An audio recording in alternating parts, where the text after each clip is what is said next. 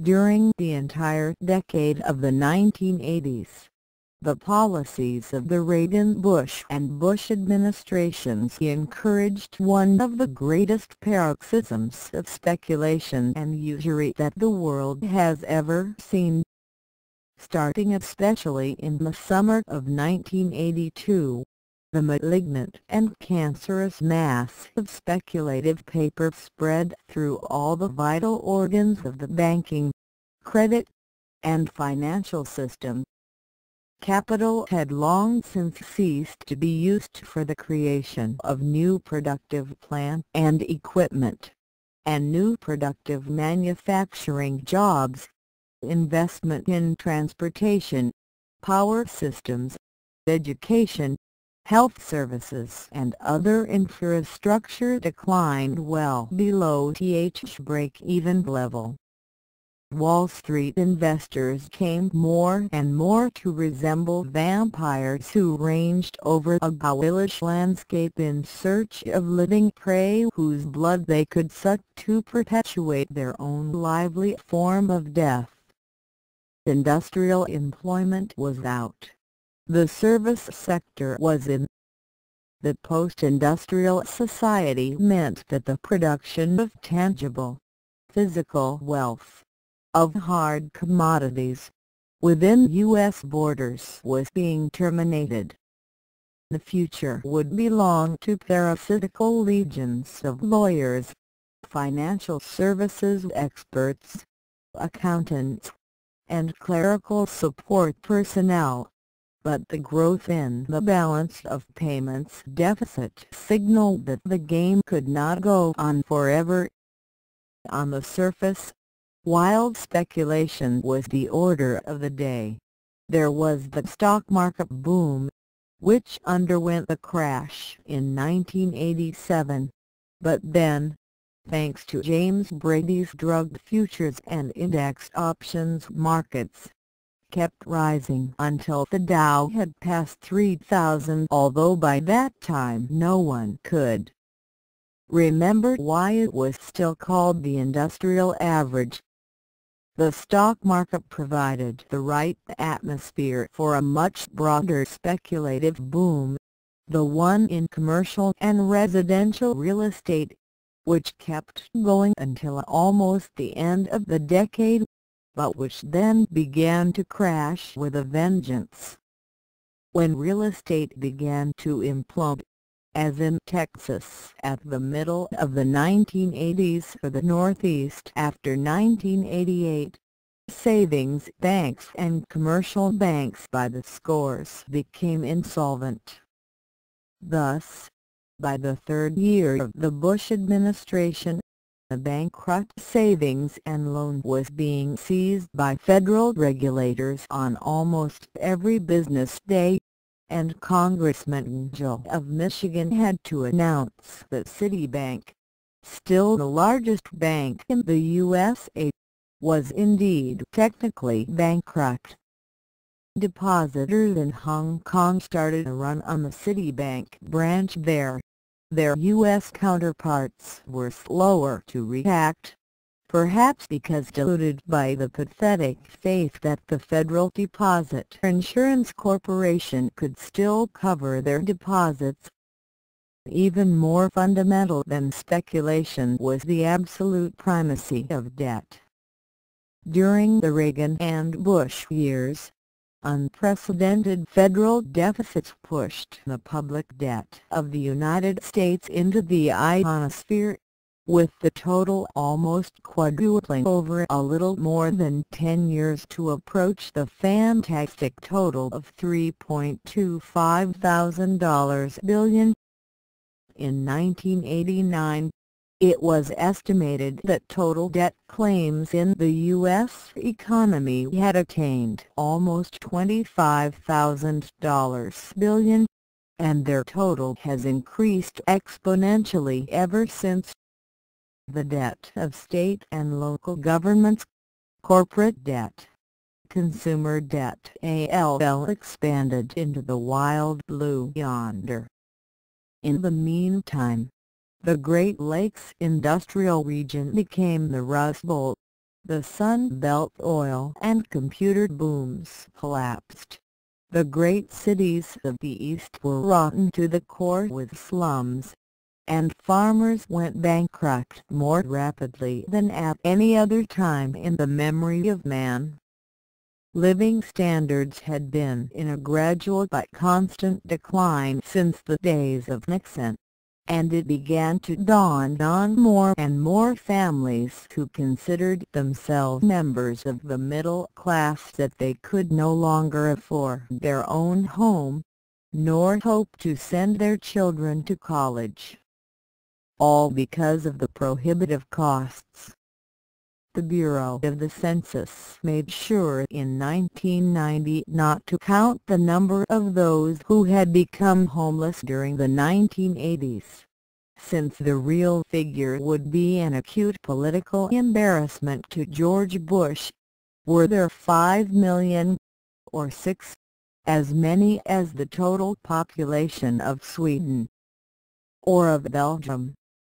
New jobs were created, but most of them were dead ends for losers at or below the minimum wage that presupposed illiteracy on the part of the applicant.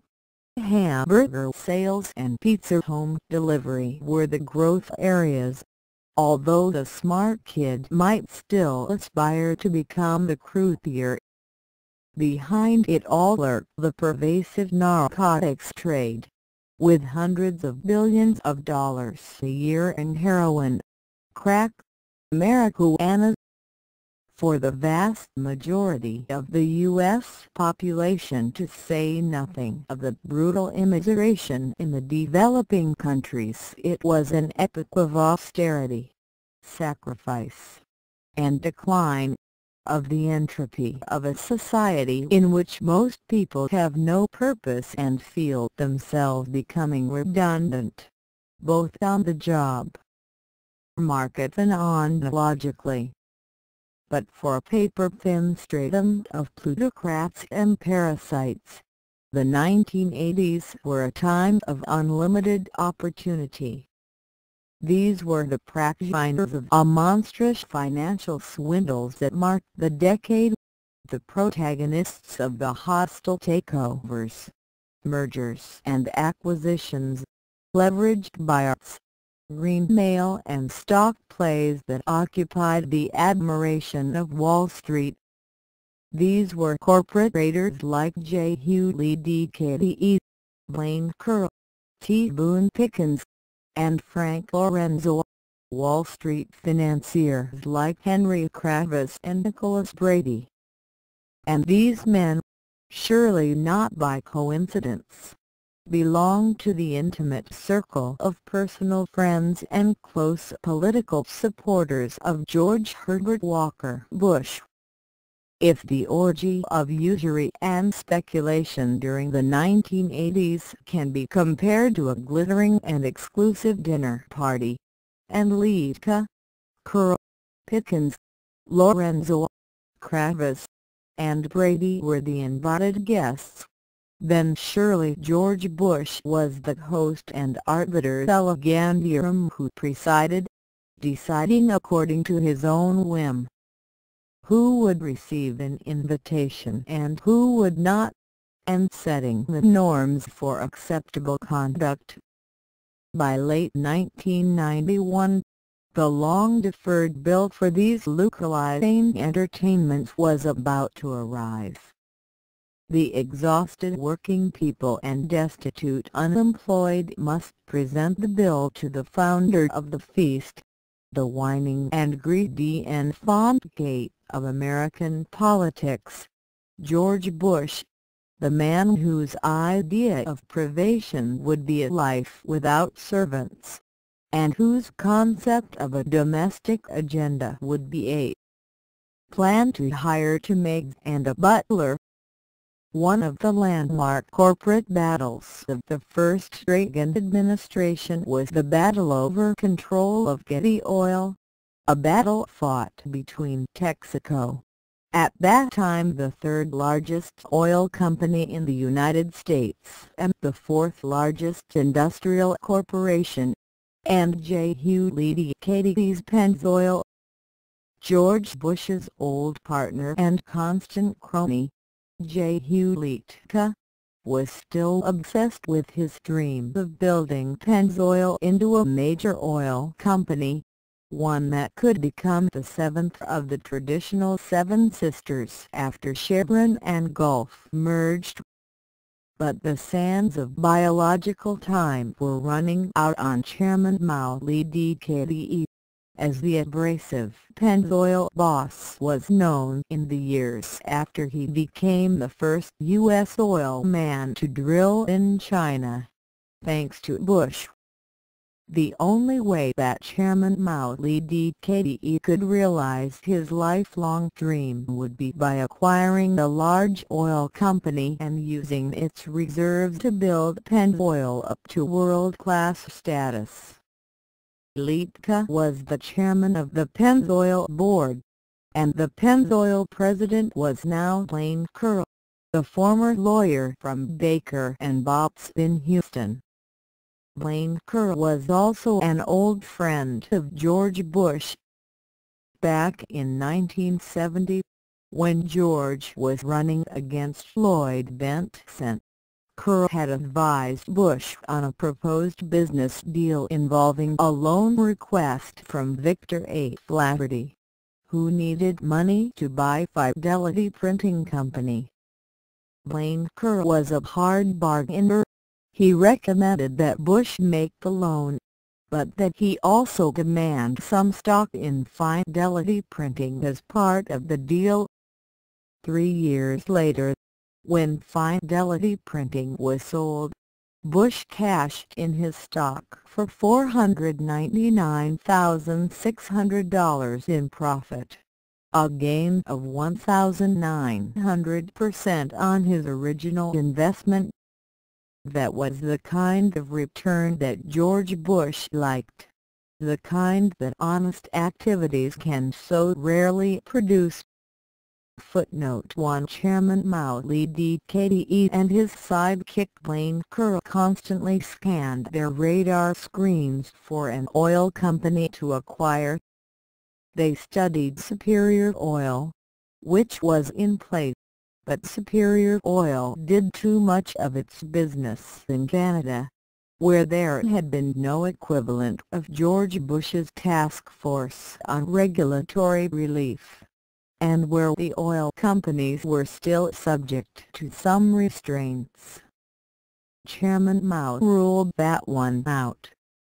Then there was Gulf Oil, where T. Boone Pickens was attempting the takeover, but Leedyk reluctantly decided that Gulf was beyond his means. Then, Chairman Mao began to hear reports of conflicts on the board of Getty Oil.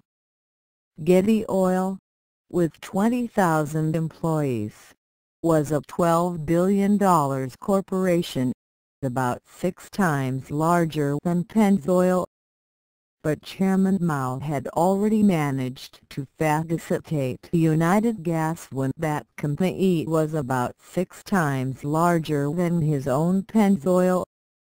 Getty Oil had about 1 billion barrels of oil in the ground. Now Chairman Mao was very interested.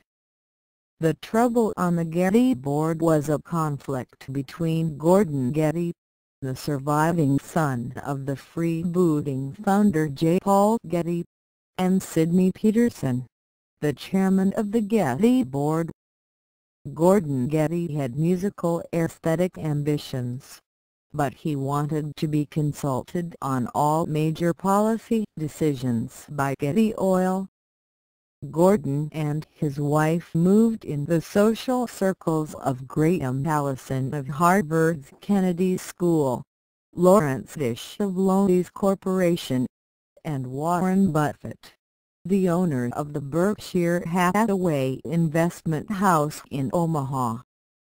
Gordon Getty now controlled the Sarah Getty Trust with 40% of the outstanding stock. About 12% of the stock was controlled by the Getty Museum. Carolyne Roehm gathered his team to attempt to seize control of Getty Oil. James Glanville of Lazard Freres was his investment banker. Arthur Lyman of Paul, Vice, Rifkind, Wharton, and Garrison was his chief negotiator. Chaitkin also had the services of the mega firm Baker & Buyouts of Houston. In early 1984, Gordon Getty and his Sarah Getty Trust and the Getty Museum, represented by the New York Mergers and Acquisitions lawyer Martin Lipton, combined to oblige the board of Getty Oil to give preliminary acceptance to a tender offer for Getty Oil stock to lock Hamill once again. At a price of about $112.50 per share. Arthur Lyman thought he had a deal that would enable Carolyne Roehm to seize control of Getty Oil and its billion-barrel reserves. But no contract or any other document was ever signed, and key provisions of the transaction remained to be negotiated. When the news of these negotiations began to leak out, major oil companies who also wanted Getty and its reserves began to move in. Chevron showed signs of making the move, but it was Texaco, represented by Bruce Wasserstein of First Boston and the notorious Skadden, ARP's, Slate, Meagher and Flom law firm, that got the attention of the Getty Museum and Gordon Getty with a bid of $125 that was sweeter than the tight-fisted Chairman Mowley DKDE had been willing to put forward. Gordon Getty and the Getty Museum accordingly signed a contract with Texaco.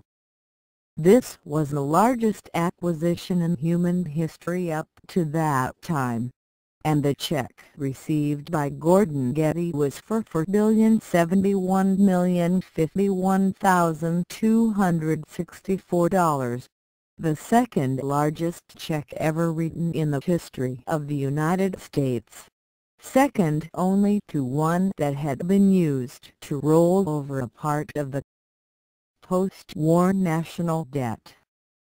Chairman Mowley DKDE thought he had been cheated. "They've made off with $1 million of my oil," he bellowed. "We're going to suit everybody in sight." But Chairman Mowley's attempts to stop the deal in court were fruitless. He then concentrated his attention on a civil suit for damages on a claim that Texaco had been guilty of tortious interference with Pennzoil's alleged oral contract with Getty Oil. The charge was that Texaco had known that there already had been a contract, and had set out deliberately to breach it. After extensive forum shopping, Chairman Mowley concluded that Houston, Texas was the right venue for a suit of this type. Litka and Pennzoil demanded $7 billion in actual damages and $7 billion in punitive damages for a total of at least $14 billion, the sum bigger than the entire public debt of the United States on December 7, 1941. Litka hired Houston lawyer Joe King of Towards Jackmail, and backed up Jackmail with Baker & Buyouts. Interestingly, the judge who presided over the trial until the final phase, when the die had already been cast, was none other than Anthony J.P. Tough Tony Ferris, whom we have met 2 decades earlier as a bushman of the old guard. Back in February 1963, we recall, the newly elected Republican county chairman for Harris County, George H. W. Bush, had named Tough Tony Ferris as his first assistant county chairman. Footnote to this was when Bush was in the midst of preparations for his failed 1964 Senate bid. Ferris had tried to get elected to Congress on the GOP ticket, but failed.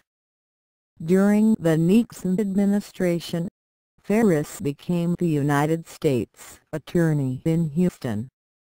Given what we know of the relations between Nixon and George Bush, to say nothing the relations between Nixon and Prescott Bush, we must conclude that a patronage appointment of this type could hardly have been made without George Bush's involvement. Tough Tony Ferris was decidedly an asset of the Bush networks. Now Tough Tony Ferris was a state district judge whose remaining ambition in life was an appointment to the federal bench. Ferris did not recuse himself because his patron, George Bush, was a former business partner and constant crony of Carolyne Roehm. Ferris rather began issuing a string of rulings favorable to Pennzoil. He ruled that Pennzoil had a right to quick discovery, rocket docket discovery from Texaco. Ferris was an old friend of Pennzoil's lead trial lawyer Joe Jagmail, and Jagmail had just given Tough Tony Ferris a $10,000 contribution for his next election campaign. Jagmail, in fact, was a member of Tough Tony's campaign committee. Texaco attempted to recuse Ferris, but they failed. Ferris claimed that he would have recused himself if Texaco's lawyers had come to him privately, but that their public attempt to get him pitched out of the case made him decide to fight to stay on. Just at that point the district courts of Harris County changed their rules in such a way as to allow Bush's man Tough Tony Ferris, who had presided over the pre-trial hearings, to actually try the case. And try the case he did, for 15 weeks, during which the deck was stacked for Pennzoil's ultimate victory. With a few weeks left in the trial, Ferris was diagnosed as suffering from a terminal cancer, and he was forced to request a replacement district judge. The last-minute substitute was Judge Solomon Cassab, who finished up the case along the lines already clearly established by Ferris. In late November 1985, the jury awarded Pennzoil damages of $10.53 billion, the figure that exceeded the total gross national product of 116 countries around the world. Cassab not only upheld this monstrous result, but increased it to a total of $11,120,976,110.83. Before the trial, back in January 1985, Chairman DKDE had met with John K. McKinley, the chairman of Texaco, at the Hay Adams Hotel across Lafayette Park from the White House in Washington, D.C. DKD told McKinley that he thought what Texaco had done was highly illegal, but McKinley responded that his lawyers had assured him that his legal position was very sound. McKinley offered suggestions for an out-of-court settlement, but these were rejected by Chairman Mao, who made his own counter-offer. He wanted 3/7 of Getty Oil, and was now willing to hike his price to $125 a share. According to one account of this meeting, Pletka seemed to go out of his way to mention his friendship with George Bush, according to Bill Whitesell of Texaco. Mr. Leveraged was quite outspoken with regard to the influence that he felt he had and would and could expect in Washington in connection with antitrust matters and legislative matters. McKinley would say in deposition, "This idea that Pennzoil was not without political influence that could adversely affect the efforts of Texaco in completing its merger." Footnote 3. Leveraged denied all this. "The political influence thing isn't true. I don't have any and McKinley knows it. Did Leveraged keep a straight face?" Even during the talks between lawyers on the two sides to set up this meeting, the Pennzoil attorney had referred to the capacity of his client to deflect antitrust lightning in the case. Chairman Mao's relations with Nixon and Bush make his protestations about a total lack of political influence sound absurd. Blaine Carolyne, Bush's investment advisor, also piously averts that the name of George Bush was never invoked. In any case, the Reagan-Bush regime made no secret of its support for Pennzoil. In the spring of 1987, after prolonged litigation, the U.S. Supreme Court required Texaco to post a bond of $11 billion. On April 13, 1987, the press announced that Texaco had filed for Chapter 11 bankruptcy protection. The Justice Department created two committees to represent the interests of Texaco's unsecured creditors, and Pennzoil was made the chairman of one of these committees. Texaco operations were subjected to severe disruptions.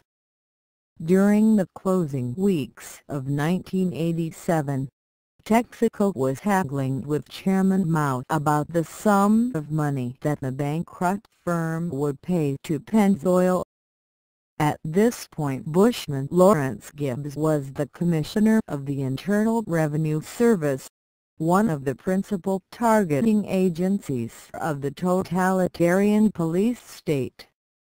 Gibbs was always looking for new and better ways to serve the Bush power cartel, and now he found one. He slammed bankrupt and wounded Texaco with a demand for $6.5 billion in back taxes. This move was in the works behind the scenes during the Texaco-Pennzoil talks, and it certainly made clear to Texaco which side the government was on. The implication was that Texaco had better settle with Chairman Mao in a hurry, or face the prospect of being broken up by the various Wall Street sharks, Holmes A. Court, T. Boone Pickens, Kohlberg Kravis Roberts and Carolyne, who had begun to circle the wounded company. In case Texaco had not gotten the message, the Department of Energy also launched an attack on Texaco, alleging that the bankrupt firm had overcharged its customers by $1.25 billion during the time before 1981 when oil price controls had been in effect. Chairman Mao Leveraged finally got his pound of flesh. He would eventually receive $3 billion from Texaco. Texaco in late 1987 announced an asset write-down of $4.9 billion as a result of staggering losses, and began to sell assets to try to avoid liquidation. Texaco's Canadian operations, its German operations were sold off, as were 600 oil properties in various locations. Later Texaco also sold off a 50% interest in its refining and marketing system to Saudi Arabia. the number of Texaco refineries were simply shut down. The total of $7 billion in assets were sold off during 1988 to 89 alone. By early 1989, Texaco had been reduced to two-thirds of its former size, and from its former number 3 position had become the runt of the litter among the U.S. majors.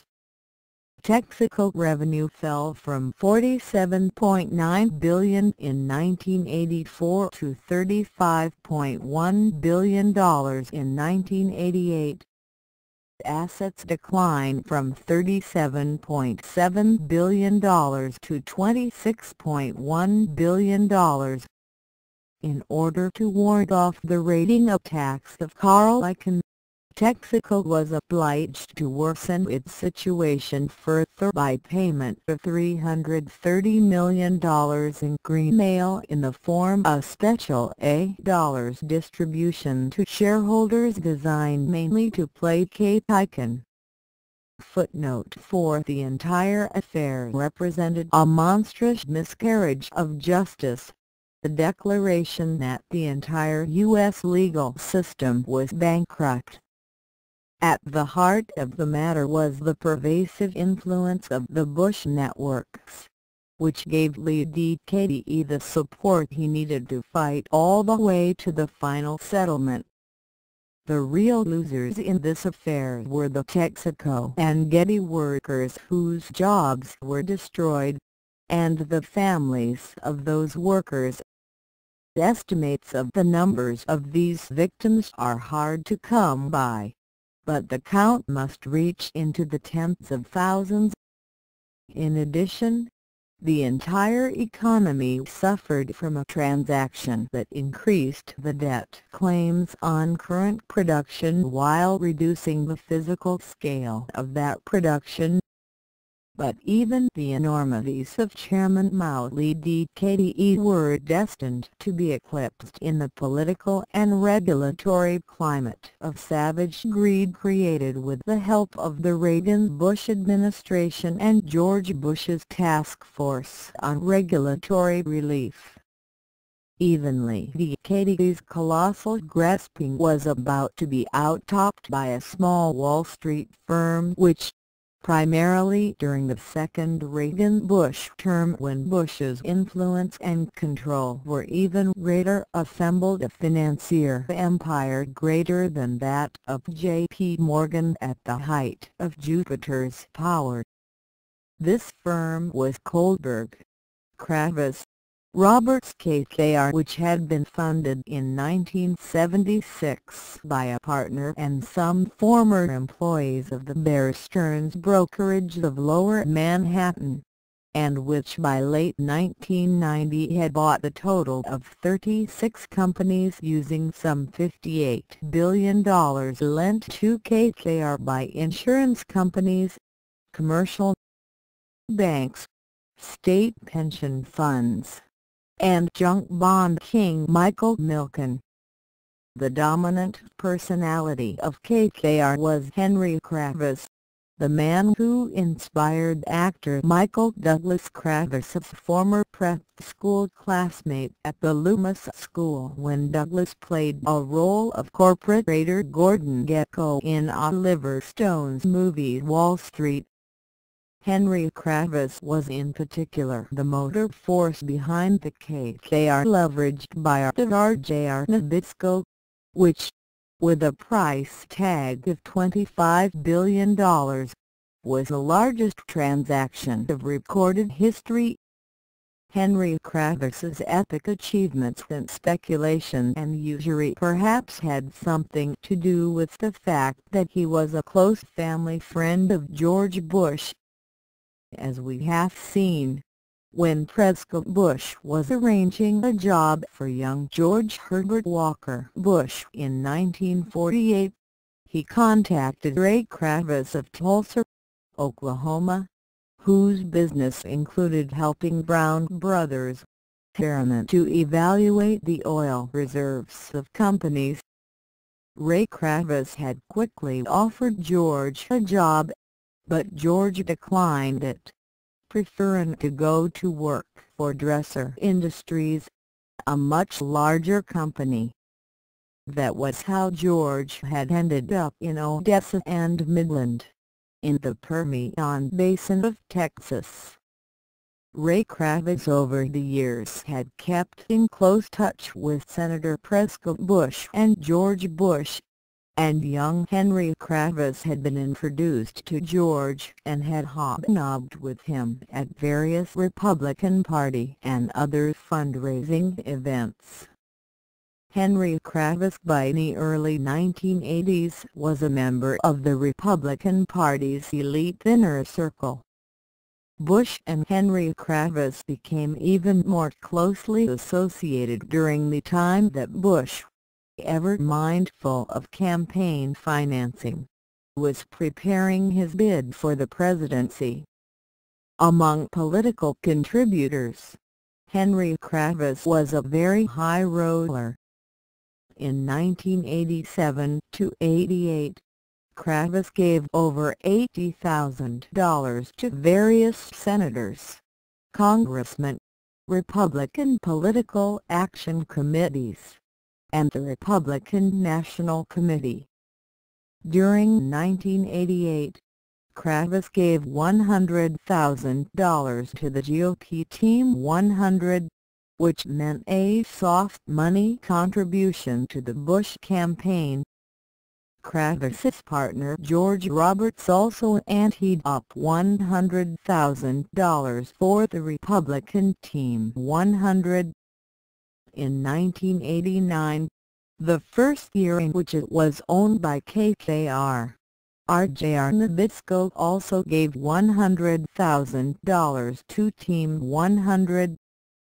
During that year, Kravitz and Roberts gave $25,000 each to the GOP. During the 1988 primary season, Kravitz was the co-chair of a lavish Bush fundraiser at the Vista Hotel in Lower Manhattan, at which Henry's fellow Wall Street deal-makers and financier Fat Cats coughed up a total of $550,000 for Bush. Part of Kravitz's symbolic recompense was to be honored with the prestigious title of co-chairman of Bush's inaugural dinner in January 1989. 1 year later, in January 1990, Kravitz was the national chairman of Bush's inaugural anniversary dinner. This was a glittering gala held at the Kennedy Center in Washington for 1,000 members of the Republican Eagles, most of whom qualified by giving the GOP $15,000 or more. The entertainment was organized as an oldies night, with Chubby Checker, Tony Bennett, and B.B. King. When George Bush addressed the Eagles, he was prodigal in his praise for Henry Kravitz as one of those who did the heavy lifting on this. Footnote 5. According to Jonathan Bush, George Bush's brother and the finance chairman of the New York State Republican Party, Henry Kravitz was very helpful to President Bush in fundraisers. According to brother Jonathan, Kravitz admired the president, and also, significantly, on a personal level, his father, Ray, and George Bush were friends from way back. And that meant a lot to Henry. He wanted to be part of that. Henry Kravitz had married the former Janie Smith of Kirksville, Missouri, who now called herself Carolyne Roehm. Carolyne Roehm had been introduced into New York Nouvelle Society by Oscar de la Renta. She and Henry Kravitz cultivated a frenetically sybaritic lifestyle in the company of a social circle that included Bush's patron Henry Kissinger, American Express chairman Jim Robinson and his wife Linda, Donald and Ivana Trump, Aunt Base, corporate raider Saul Steinberg, cosmetics magnate Ronald Lauder, and Bush's finance operative Robert Mosbacher and his wife Georgette. It was very much a Bushman crowd. Kravis and his trophy wife lived in a Park Avenue apartment large enough to be a Hollywood soundstage, and also had a 270-acre estate in Weberstone, Connecticut. The palatial house there, which is listed in the National Historic Register, has 9 fireplaces. Henry and Caroline added the $7 million, 6-building, 42,000-square-foot farm complex for their 7 horses. This was Henry Kravis, chief stoker of the Bonfire of the Vanities, celebrated by Vice President Dan Quayle as the New York Republican Party Man of the Year. It was to such an apostle of usury that George Bush turned for advice on public policy in economics and finance. According to Kravis, Bush writes me handwritten notes all the time and he calls me and stuff, and we talk. The talk concerned what the U.S. government should do in areas of immediate interest to Kravis. We talked on corporate debt. This was going back a few years and what that meant to the private sector, said Kravis. Henry Kravis certainly knows all about debt. The 1980s witnessed the triumph of debt over equity, with a tenfold increase in total corporate debt during the decade, while productive capacity, and unemployment stagnated and declined. One of the principal ways in which this debt was loaded onto a shrinking productive base was through the technique of the hostile, junk bond-assisted leveraged buyout, of which Henry Kravis and his firm were the leading practitioners. The economist Franco Maglione had written in the 1950s about the theoretical debt limits of corporations. Small-scale leveraged buyouts were pioneered by Kohlberg during the late 1970s. In its final form, the technique looked something like this. Corporate raiders looked around for companies that would be worth more than their current stock price if they were broken up and sold off. Using money borrowed from a number of sources, the raider would make a tender offer once again. A lodge immediate Hamilton the lead DKDE United Gas buyout or otherwise secure the majority of the shares. Off and all outstanding shares in the company would be bought up, taking the company private, with ownership residing in a small group of financiers. The company would end up saddled with an immense amount of new debt, often in the form of high-yield, high-risk subordinated debt certificates called junk bonds. The risk on these was high since, if the company were to go bankrupt and be auctioned off, the holders of the junk bonds would be the last to get any compensation. Often, the first move of the raider after seizing control of the company and forcing out its existing management would be to sell off the parts of the firm that produced the least cash flow, since enhanced cash flow was imperative to start paying the new debt. Proceeds from these sales could also be used to pay down some of the initial debt. But this process inevitably meant jobs destroyed and production diminished. Thus raiding operations were justified by a fascistoid populist demagogy that accused the existing management of incompetence, indolence and greed. The LBO pirates professed to have the interests of the shareholders at heart, and made much of the fact that their operations increased the value of the stock and, in the case of tender offers, gave the stockholders a better price than they would have gotten otherwise. The litany of the corporate raider was built around his commitment to maximize shareholder value.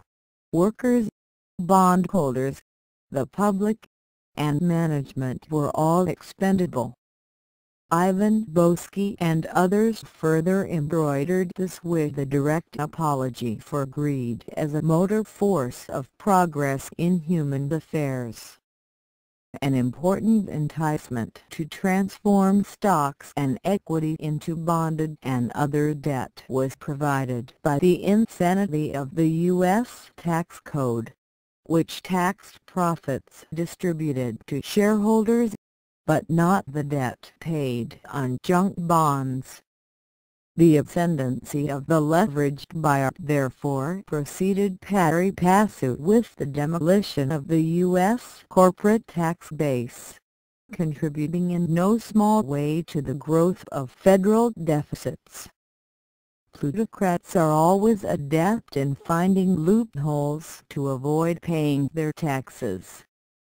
Ultimately, the big profits were expected when the companies acquired, after having been downsized to lean and mean dimensions, had their stock sold back to the public. KKR reserved itself 20% of the profits on these final transactions. In the meantime, Kravis and his associates collected investment banking fees, retainer fees, directors' fees, management fees, monitoring fees, and a plethora of other charges for their services. The leverage was accomplished by the smaller amount of equity left outstanding in comparison with the vastly increased debt.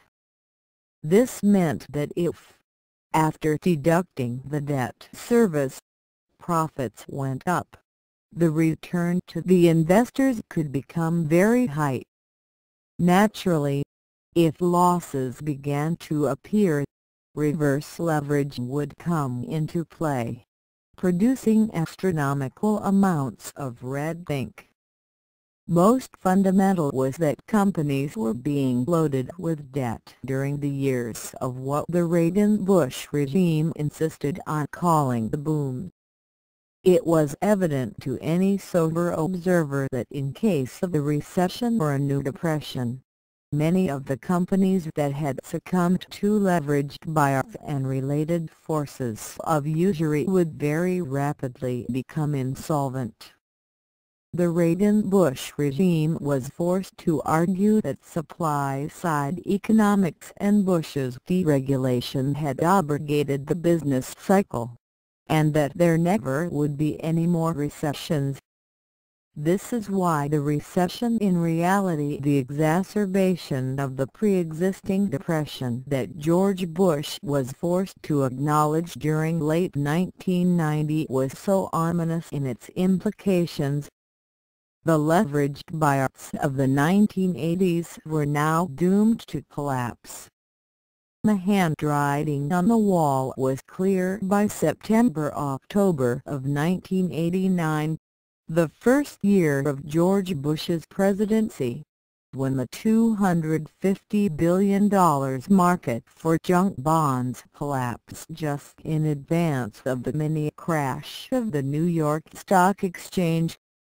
All in all, during the years between 1982 and 1988, more than 10,000 merger and acquisition deals were completed within the borders of the USA, for a total capitalization of $1 trillion.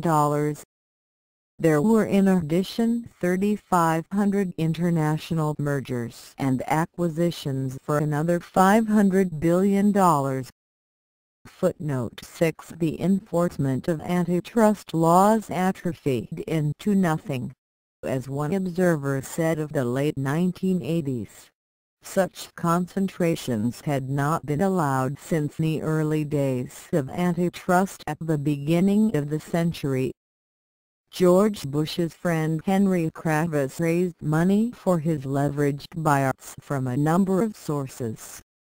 Money came first of all from insurance companies such as the Metropolitan Life Insurance Company of New York, which cultivated a close relation with KKR over a number of years. Met was joined by Prudential, Aetna, and Northwest Mutual. Then there were banks like Manufacturers Hanover Trust and Bankers Trust. All these institutions were attracted by astronomical rates of return on KKR investments, estimated at 32.2% in 1980, 41.8% in 1982, 28% in 1984, and 29.6% in 1986. By 1987, KKR prospectus boasted that they had carried out the first large LBO of a publicly held company, the first billion-dollar LBO, the first large LBO of a public company via tender offer, and the largest LBO in history, Beatrice Foods. Then came the state pension funds, who were also anxious to share in these very large returns. The first to begin investing with KKR was Oregon, which shoveled money to KKR like there was no tomorrow. Other states that joined in were Washington, Utah, Minnesota, Michigan, New York, Wisconsin, Illinois, Iowa, Massachusetts, and Montana. The decisions to commit funds were typically made by state boards. An example is Minnesota. Here the State Board of Investment is made up of the governor, the state treasurer, the state auditor, the Secretary of State, and the Attorney General, currently Skip Humphrey. Some of these funds are so heavily committed to KKR that if any of the highly leveraged deals should go sour in the current recession, pensions for many retired state workers in those states would soon cease to exist. In that eventuality, which for many working people has already occurred, the victims should remember George Bush, the political godfather of Henry Kravis and KKR. KKR had one other very important source of capital for its deals. This was the now defunct Wall Street investment firm of Drexel, Burnham, Lambert, and its California-based junk bond king, Michael Milken. Drexel and Milken were the most important single customers KKR had. Drexel had its own Harriman link. It had merged with Harriman Ripley and Company of New York in 1966. During the period of close working alliance between KKR and Drexel, Milken's junk bond operation raised an estimated $20 billion of funds for KKR. Junk bonds were high-risk, high-yield, junior debt securities that Milken floated. He started off with junk bonds issued by fly-by-night insurance companies owned by financiers seeking to emerge from the penumbra of Meyer Lansky. These included Carl Lindner and his Great American, Saul Steinberg and his Reliance Insurance Company, Meshulam Rickless and his Rapid American Group, Lawrence Dish and CNA, Nelson Peltz, Victor Posner, Carl Icahn, Thomas Spiegel and his Columbia Savings and Loan, and Fred Carr, the financial gunslinger of the 1960s and his first executive corporation insurance firm. Later, the circle of Milken's customers would expand to include commercial banks, savings and loans, mutual funds, upscale insurance companies and others who could not resist the high yields. These robbery barons of modern usury were dubbed Milken's monsters by one of their number, Meshulam Rickless. All of these personages pranced at Milken's annual meetings in Beverly Hills, which were followed by evenings of sumptuous entertainment. These became known as the Predators' Ball, and attracted such people as T. Boone Pickens, Chaitkin, Irwin Jacobs, Sir James Goldsmith, Oscar Wilde, Saul Steinberg, Boesky, Lintner, the Canadian Bellsberg family, Ron Perlman, and other such figures. First Executive Corporation was the first great bankruptcy among the insurance companies in early 1991, giving the Depression of the 1990s the dimension that the economic financial conflagration of the 1930s did not possess. First Executive Life succumbed to losses on its junk bond portfolio, and it will be the first of many insurance companies to find bankruptcy via this route. Shortly thereafter, Mutual Benefit Life Insurance Company of New Jersey was seized by state regulators. Mutual Benefit was also the victim of combined real estate and junk bond losses, and more retirement plans were threatened with annihilation. Those whose pensions are lost must recall the junk bond united front that reached from Milken to Kravis to Bush. Spiegel's Columbia S&L is a classic case of a thrift institution that went wild in its acquisition of Milken's high-yield junk. At one time this institution had about $10 billion of junk in its portfolio. Columbia S&L was seized by federal regulators during the early months of 1990. Although many savings and loan bankruptcies have been caused by real estate speculation, many must also be attributed to a failed quest for a junk bonanza. Milken's silent partner was Ivan Boesky, the arbitrager who went beyond program trading to become a silent partner in advancing Milken's stock jobbing. Sometimes Milken would have Boesky begin to acquire the stock of a certain company so as to signal to the market that it was in place, setting off a stampede of buyers when this suited Milken's strategy. The Beatrice LBO illustrates how necessary Milken's role was to the overall strategy of Bush-backer Kravis. Beatrice was the biggest LBO up to the time it was completed in January-February 1986, with a price tag of $8.2 billion.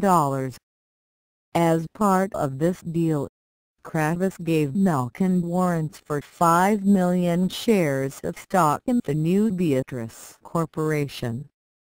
These warrants could be used in the future to buy Beatrice shares at a small fraction of the market price. One result of this would be a dilution of the equity of the other investors. Milken kept the warrants for his own account, rather than offer them to his junk bond buyers in order to get a better price for the Beatrice junk bonds. Later in the same year, KKR bought out Safeway grocery stores for $4.1 billion, of which a large part came from Milken. After 1986, Kravis and Roberts were gripped by financial megalomania. Between 1987 and 1989, they acquired 8 additional companies with an aggregate price tag of $43.9 billion. These new victims included Owens Illinois Glass, Duracell, which may not keep on running as long as many think, Stop and Shop Food Markets, and, in the landmark transaction of the 1980s, Rjr Nabisco. Rjr Nabisco was the product of a number of earlier mergers. National Bicycle Company had merged with Standard Brands to form Nabisco Brands, and this in turn merged with Rjr Tobacco to create Rjr Nabisco. It is important to recall that Rjr was the concern traditionally controlled by the family of Bush's personal White House lawyer, C. Boyd and Boyd Gray. The battle for control of Rjr Nabisco was lost by Rjr Nabisco chairman Ross Johnson, Peter Cohen of Sherrison Lehman Hutton and the notorious John Gutfreund of Salomon Brothers. KKR opposed this group, and a third offer for Rjr came from First Boston.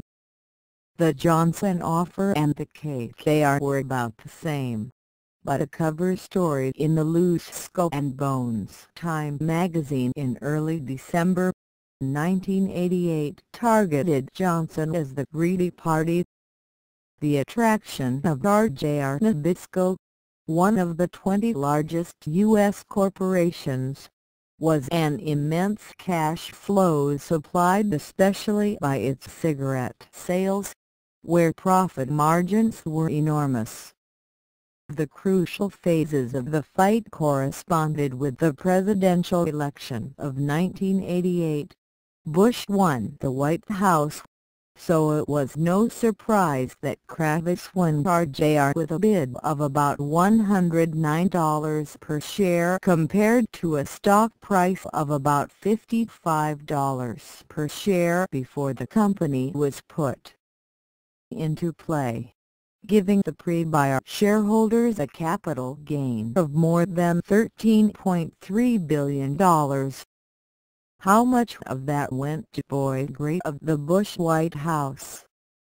The Rjr Nabisco swindle generated senior bank debt of about $15 billion. That came $5 billion of subordinate debt, with the largest offering of junk bonds ever made. Then came an echelon of even more junior debt with payment in securities and junk bonds that paid interest not in cash, but in other junk bonds. But even with all the wizardry of KKR, there could have been no deal without Milken and his junk bonds. The banks could not muster the cash required to complete the financing. KKR required bridge loans. Merrill Lynch and Drexel were in the running to provide an extra $5 billion of bridge financing. Drexel got Milken's Monsters and many others to buy short-term junk notes with an interest rate that would increase the longer the owner refrained from cashing in the note.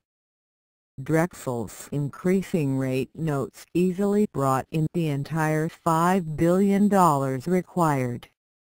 In November of 1986, Ivan Boesky pleaded guilty to one felony count of manipulating securities, and his testimony led to the indictment of Milken in March 1989.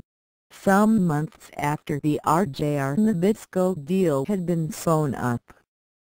In order to protect more important financial players, Milken was allowed to plead guilty in April 1990 to 5 counts of insider trading, for which he agreed to pay a fine of $600 million.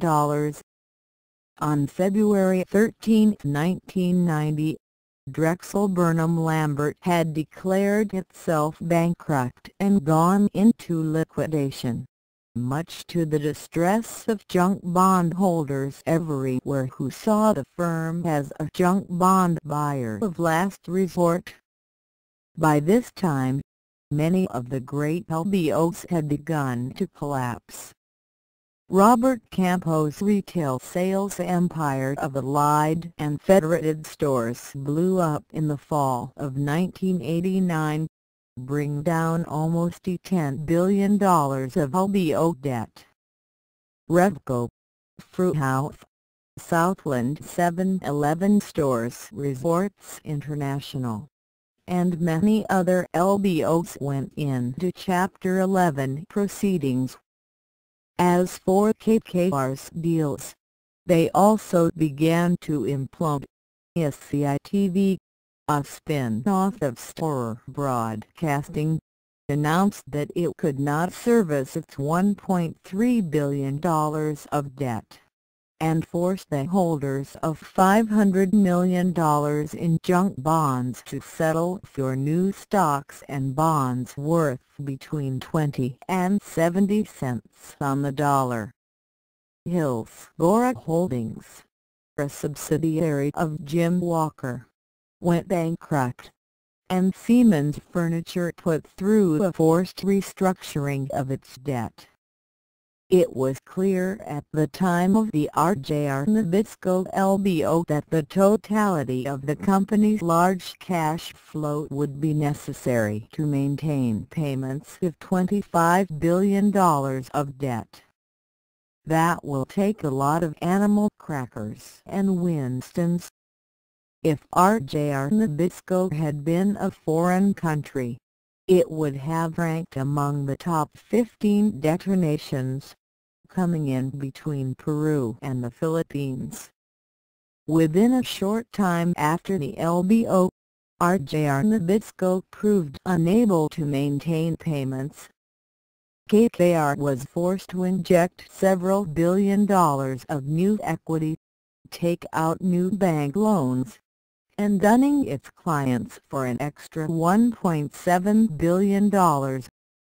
Rjr Nabisco by the early autumn of 1991 was a time bomb ticking away near the center of the ruined U.S. economy.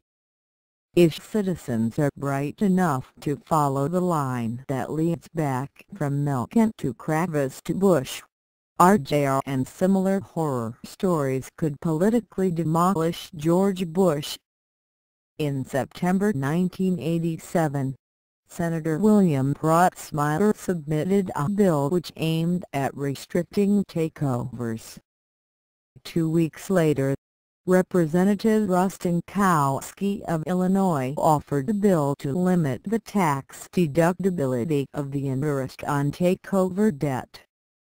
The LBO gang in Wall Street was horrified, even though it was clear that the Reagan-Bush team would oppose such legislation using every trick in the book. Later, LBO ideologues blamed the Congress for causing the crash of October 1987. Kravis has always been at command in opposing any restrictions on the kind of insanity we have briefly reviewed. "I'm very much of a free market person," says Kravis. "I don't want interference. My life you've listened to my life story. I don't want interference. The best thing to happen to people and this country is a free market system, and I'm very concerned, if we don't keep the right people in office, that we're not going to have this free market environment. And we should have it." Footnote 7. This corresponds exactly to Bush's policy.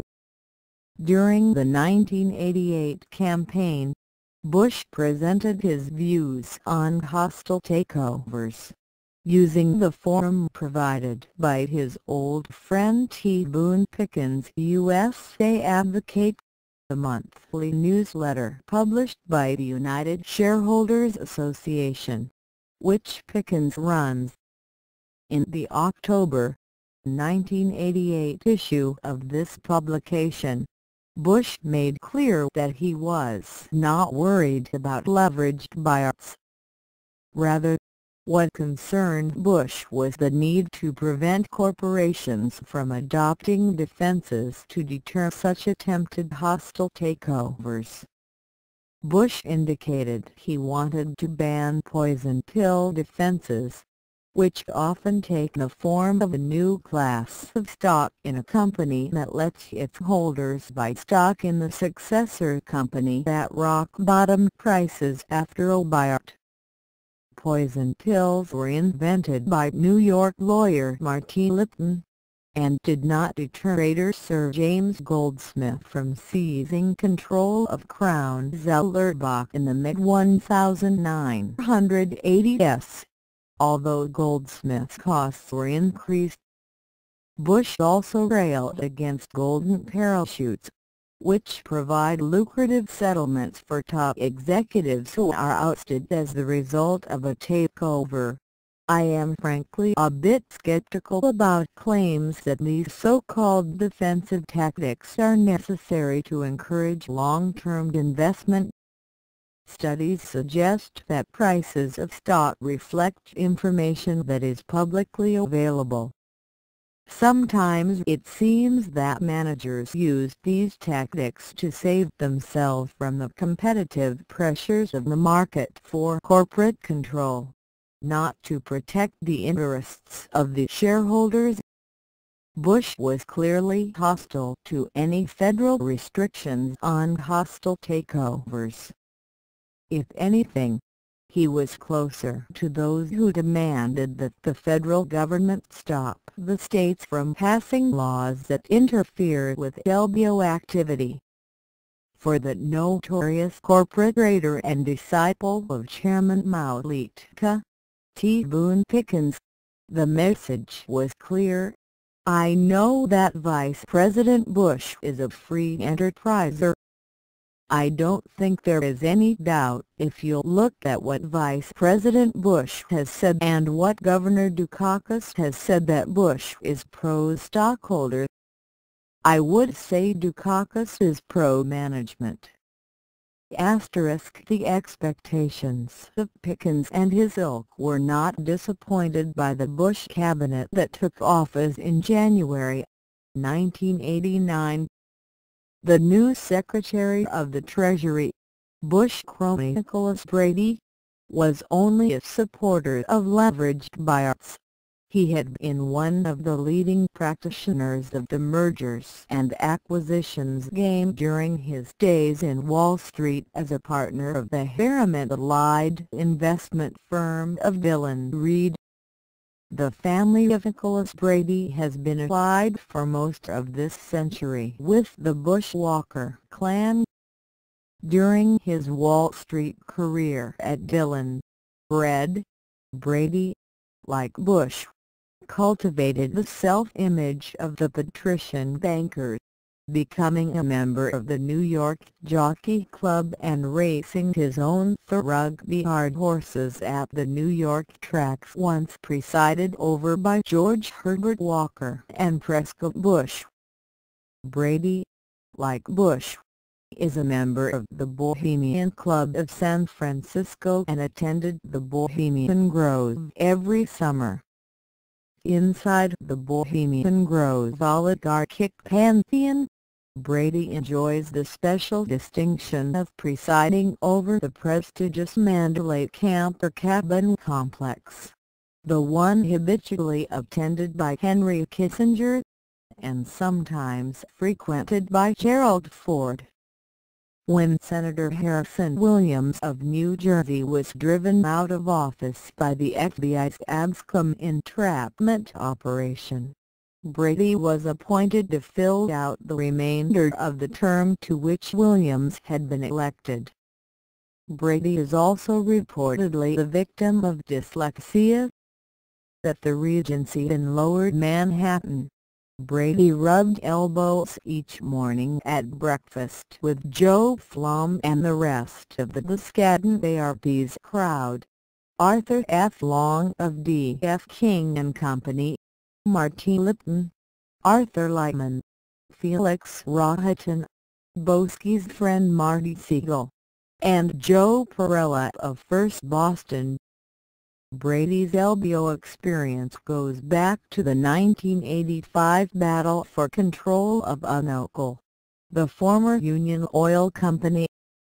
T. Boone Pickens and Mesa Petroleum attempted a hostile takeover of Unauthorized through a complex two-tier tender offer by which those shareholders willing to help Pickens to a majority stake in Unauthorized would receive cash payment for their stocks, but those forced to sell to Pickens after he had gone over the top would be compelled to accept junk securities. In order to defend against this two-tier, front-loaded hostile tender offer, Unauthorized management called in Brady's Dillon Red together with Goldman Sachs. Working with Goldman Sachs, Brady helped to devise a new form of anti-takeover defense for Unauthorized.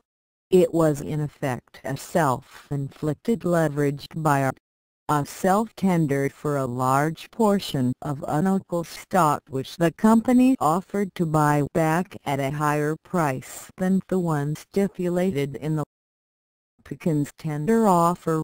Although Unauthorized would refuse to accept any of the shares held by Pickens, Pickens tried to overturn this selective self-tender in the courts of Delaware, but he was defeated.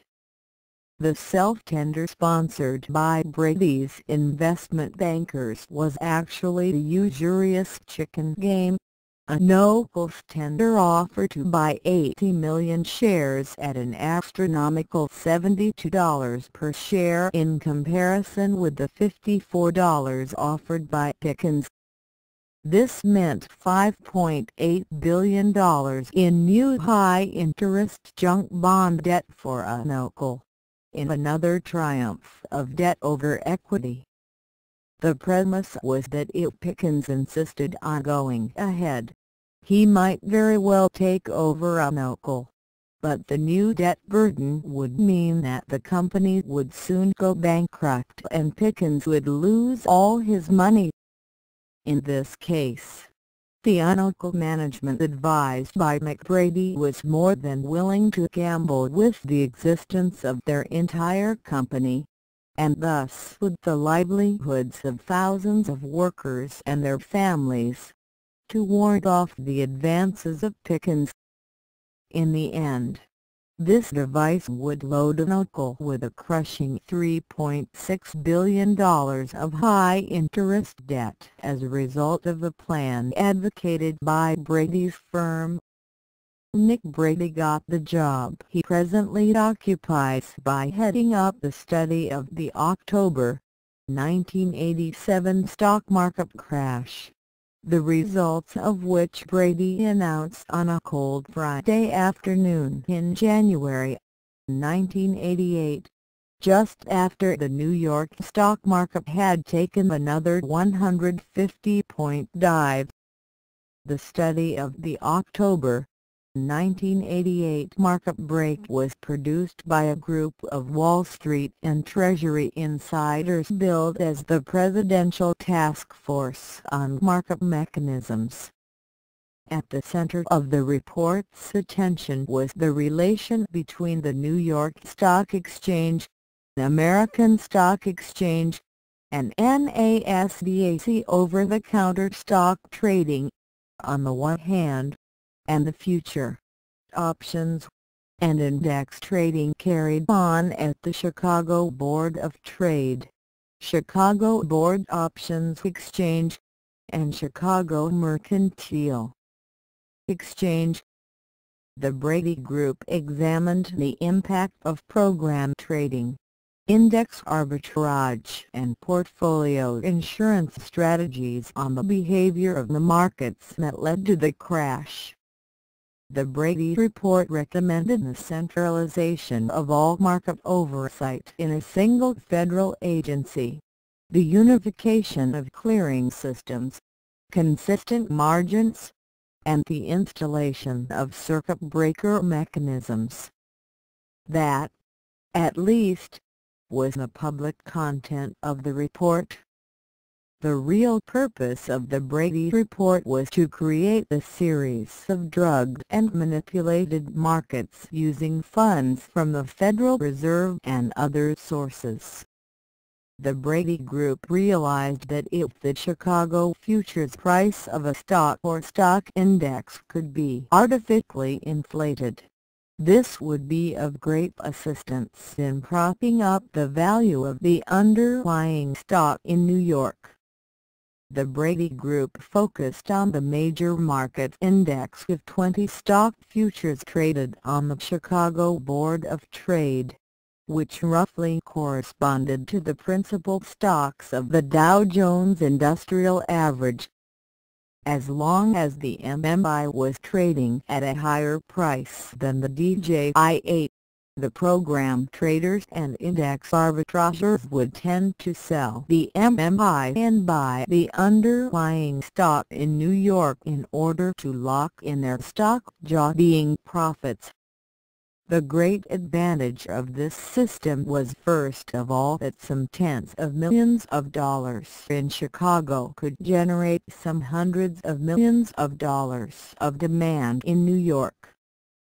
In addition, the margin requirements for borrowing money for use to buy futures in Chicago were much less stringent than the requirements for margin buying of stocks in New York.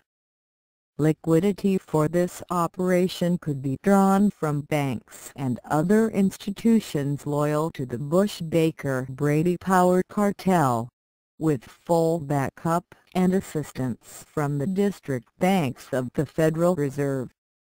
The Brady drugged market mechanisms, with the refinements they have acquired since 1988, are a key factor behind the Dow Jones Industrial seeming defiance of the law of gravity in attaining a new all-time high well above the 3,000 mark during 1991. Brady's exercise was nothing new. During the collapse of the Earl of Oxford's South Sea bubble in 1720, the South Sea Company attempted to support the astronomically inflated price of its shares by becoming a buyer of its own stock until its cash and credit reserves were exhausted. Such maneuvers can indeed delay the onset of the final collapse for some period of time, but they guarantee that when the panic, crash and bankruptcy finally become overwhelming, the aggregate damage to society will be far greater than if the crash had been allowed to occur according to its own spontaneous dynamic. For this reason, a large part of the fearful price that is being exacted from the American people as the Depression unfolds in its full fury is a result of the Bush-Brady measures to postpone the inevitable reckoning beyond the 1988 election. One important case study of the impact of Bush's task force on regulatory relief is the meatpacking industry. In February 1981, when Reagan gave Bush line authority for deregulation, he promulgated Executive Order 12,291, which established the principle that federal regulations be based upon adequate evidence that their potential benefits to society are greater than their potential costs to society. In practice, that meant that Bush threw health and safety standards out the window in order to ingratiate himself with entrepreneurs. In March 1981, Bush wrote to businessmen and invited them to enumerate the 10 areas they wanted to see deregulated, with specific recommendations on what they wanted done. By the end of the year, Bush's office issued a self-congratulatory report boasting of a significant reduction in the cost of federal regulation. In the meatpacking industry, this translated into production line speed up as jobs were eliminated, with a cavalier attitude towards safety precautions. At the same time, the Occupational Safety and Health Administration sharply reduced inspections, often arriving only after disabling or lethal accidents had already occurred. In 1980 there were 280 OSHA inspections in meatpacking plants, but in 1988 there were only 176. This, in an industry in which the rate of personal injury is 173 persons per working day, 3 times the average of all remaining U.S. factories. Footnote 8 Bush used his regulatory relief task force as a way to curry favor with various business groups whose support he wanted for his future plans to assume the presidency in his own right. According to one study made midway through the Reagan years, Bush converted his own office into a convenient back door for corporate lobbyists and hidden court of last resort for special interest groups that have lost their arguments in Congress, in the federal courts, or in the regulatory process. Case by case, the Vice President's office got involved in some mean and petty issues that directly affect people's health and lives, from the dumping of toxic pollutants to government warnings concerning potentially harmful drugs. Footnote 9 There were also reports of serious abuses by Bush, especially in the area of conflicts of interest. In one case, Bush intervened in March 1981 in favor of Eli Lilly and Company, a company of which he had been a director in 1977–79. Bush had owned $145,000 of stock in Eli Lilly until January 1981. After which it was placed in a blind trust, meaning that Bush allegedly had no way of knowing whether his trust still owned shares in the firm or not. The Treasury Department had wanted to make the terms of a tax break for U.S. pharmaceutical firms operating in Puerto Rico more stringent, but Vice President Bush had contacted the Treasury to urge that technical changes be made in the plan restriction of the tax break. By April 14 Bush was feeling some heat, and he wrote a second letter to Treasury Secretary Don Regan asking that his first request be withdrawn because Bush was now uncomfortable about the appearance of my active personal involvement in the details of a tax matter directly affecting a company with which I once had a close association. Footnote 10 Bush's continuing interest in Eli Lilly is underlined by the fact that the Pulliam family of Indiana, the family clan of Bush's later running mate Dan Quayle, owned a very large portion of Eli Lilly shares. Bush's choice of Quayle was but a reaffirmation of a pre-existing financial and political alliance with the Pulliam interests, which also include the newspaper chain. The long-term results of the deregulation campaign that Bush used to burnish his image are suggested by the September 1991 fire in a chicken processing plant operated by Imperial Food Products in Hamlet, North Carolina, in which 25 persons died. One obvious cause of this tragedy was an almost total lack of adequate state and federal inspection, which might have identified the fire hazards that had built up over a period of years. This fire led during October 1991 to the bankruptcy of the Imperial Food Products Company, which could not obtain financing to roll over its short-term and long-term debt obligations. 225 workers at the Hamlet plant lost their jobs, as did 200 workers at the company's other plant in Cumming, Georgia.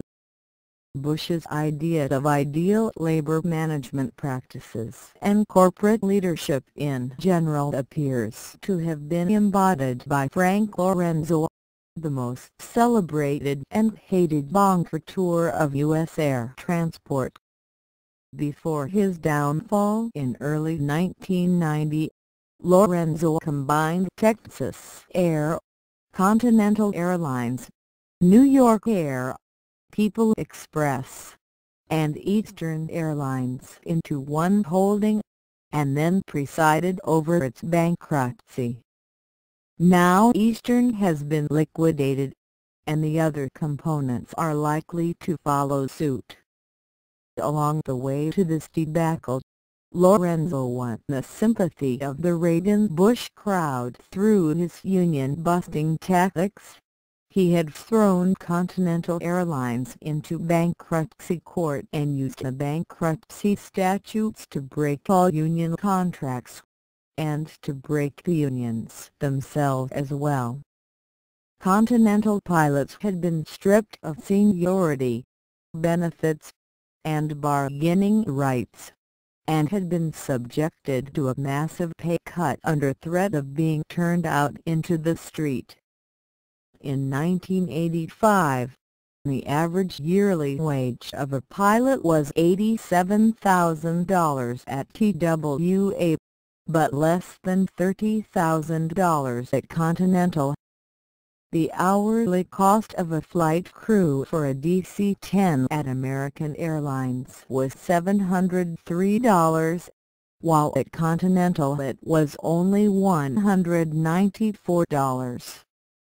It is an interesting commentary on such wage gouging that Lorenzo nevertheless managed to bankrupt Continental by the end of the decade. George Bush has been on record as a dedicated union buster going back to 1963 to 64, and he has always been very friendly with Lorenzo. When Bush became president, this went beyond the personal sphere and became the revolving door between the Texas Air Group and the Bush administration.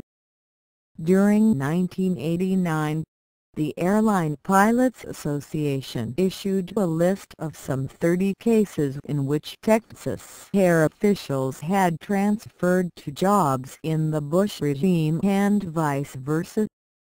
By the end of 1989, Bush's top congressional lobbyist was Rjr Derek D. McClure, who had been a vice president and chief lobbyist for Texas Air.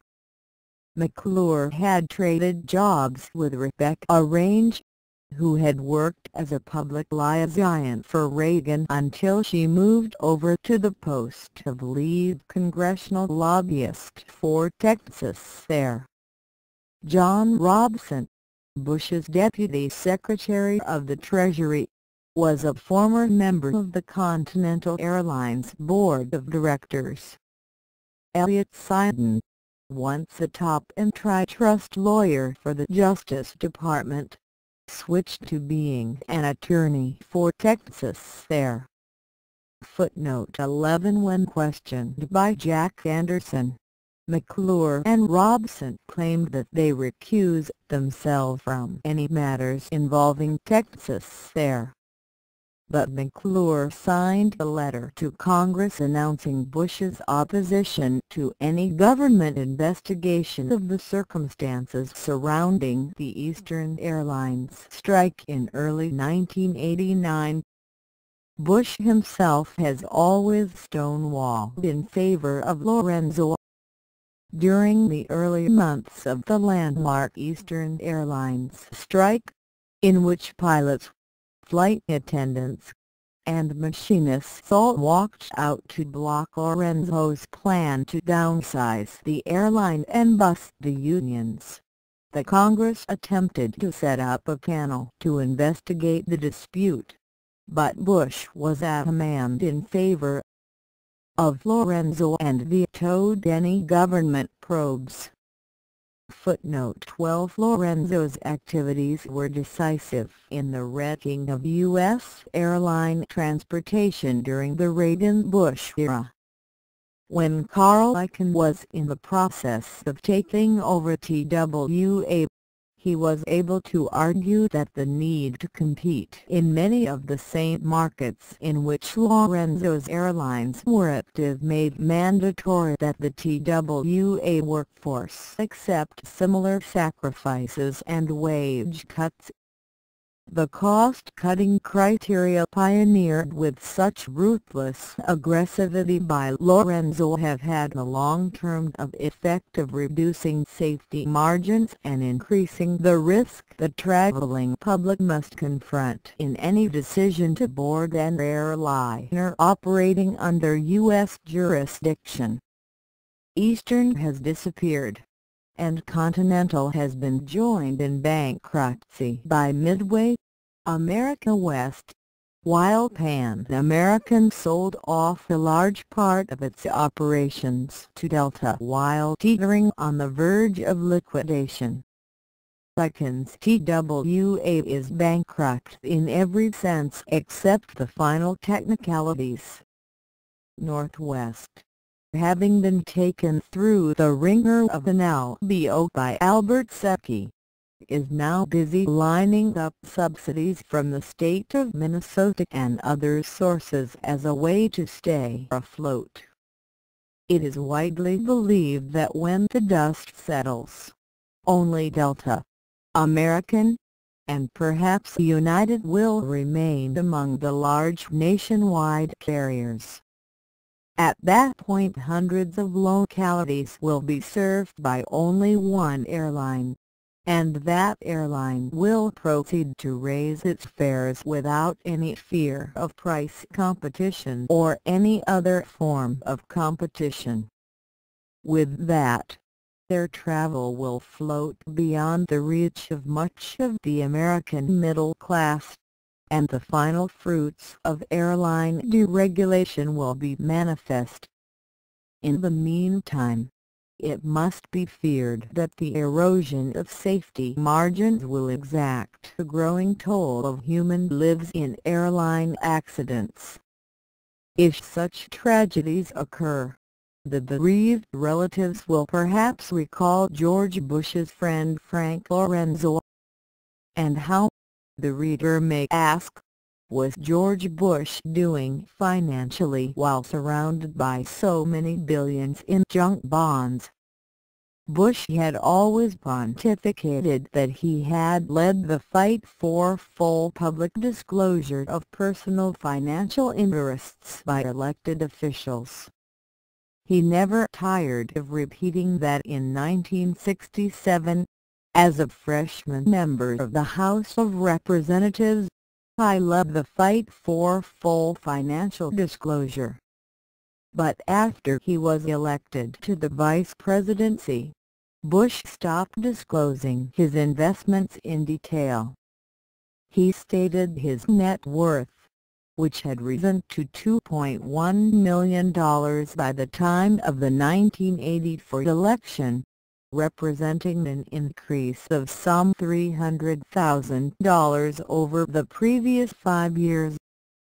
Bush justified his refusal to disclose his investments in detail by saying that he didn't know himself just what securities he held, since his portfolio was now in the blind trust mentioned above.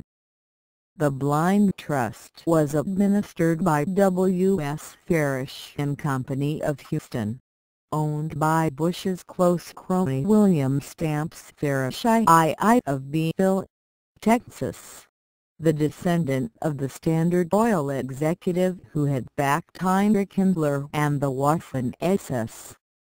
Footnote 13.